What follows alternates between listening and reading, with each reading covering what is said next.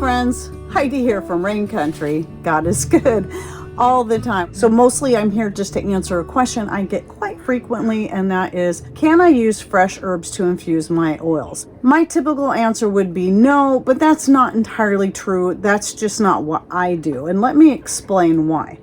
So if you're using a faster infusion, like you're kind of cooking the herbs on a low heat, like some people will do, then yes, you can use fresh herbs and pull the benefits out. This is going to be a much faster method. I did it once years ago with comfrey, but I only did it that one time. I didn't find it to have the best results as with doing a slow infusion. But yes, you can use fresh when you're doing it that way. And you can look around. I'm sure there's plenty of people out there that have videos. I know that Heidi has one, the other Heidi, on her channel, which I'll link to her channel below. And she also offers herbal courses.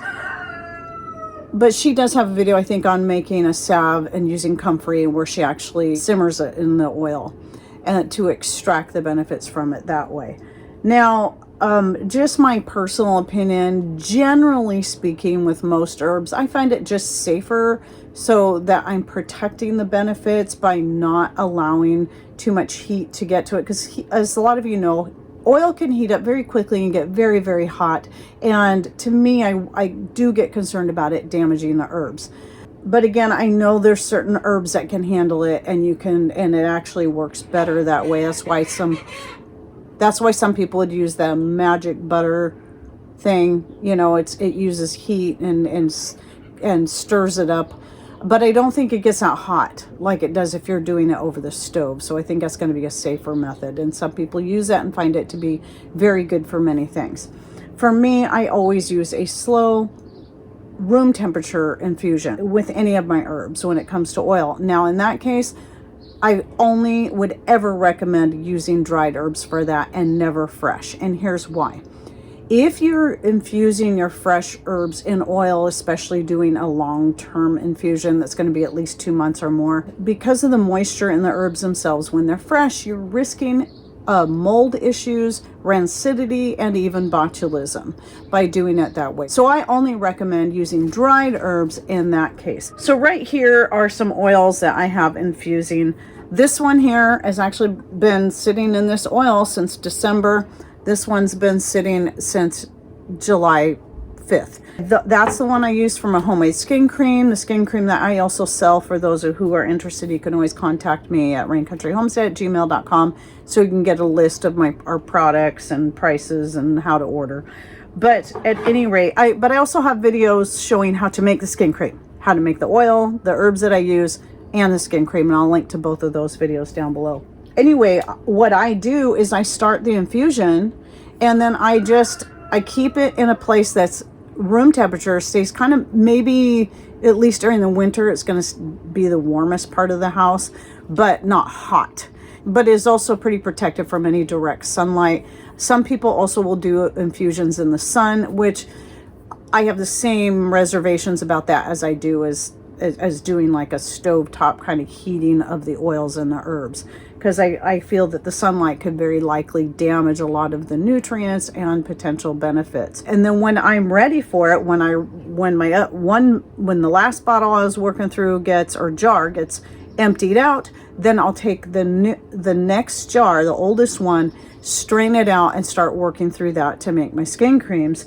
And then the newest one, I'll immediately start another one, and that one gets rotated to the back. And so I always have 6 jars of that going at a time, just because it's the one infused oil I go through the most, because not only do I use the skin cream daily, sometimes a couple times a day, and have for quite a number of years now, I do have quite a few people that like to purchase it from me. And then right here is another oil that I've had going for about a year now. And I could strain it out. I'm just not ready for it. And this is my joint and muscle rub oil. This also includes castor oil in it.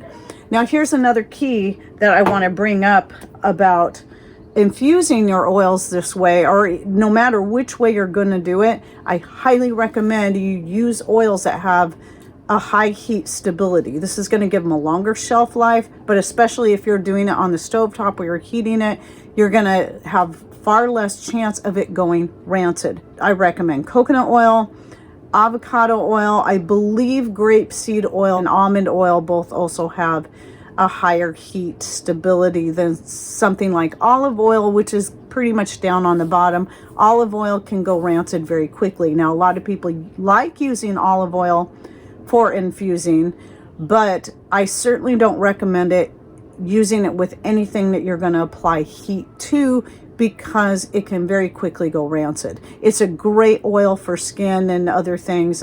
It has a lot of great benefits, but you got to be careful about applying heat. That's why you never want to fry in olive oil, because frying foods in olive oil, the olive oil is going to go rancid very quickly, and then that's going to make it far less healthy and even damaging to your body. Whereas coconut oil and avocado oil, they have a higher heat tolerance and can handle that without going rancid. So this is why I always recommend, even when I'm just doing an infusion at room temperature, I still recommend going with the avocado oil, because it's also going to be, for me, I just let it sit for such a long time and don't bother straining it until I need it.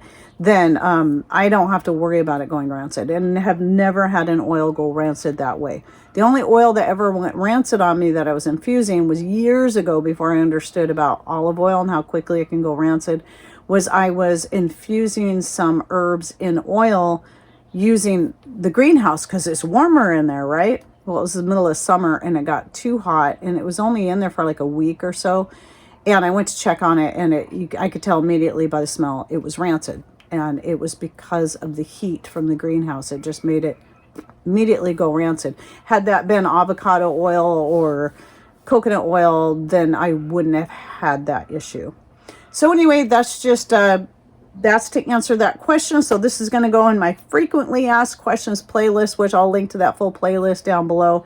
And hopefully that helps and answers a few questions, but you can do a little bit more research and find out what's going to work best for you, depending on the herb, depending on what you need or how fast you need something. So there's my answer to the question. That's based on my personal opinions, research, and experience, but you can continue to do your own research and find out what's going to work best for you as far as that goes. And please share with us down below what are your favorite ways to infuse your various different oils. And if you even want to share your favorite types of herbs and stuff to infuse, share that with us as well. And thanks for watching. Take care, and God bless.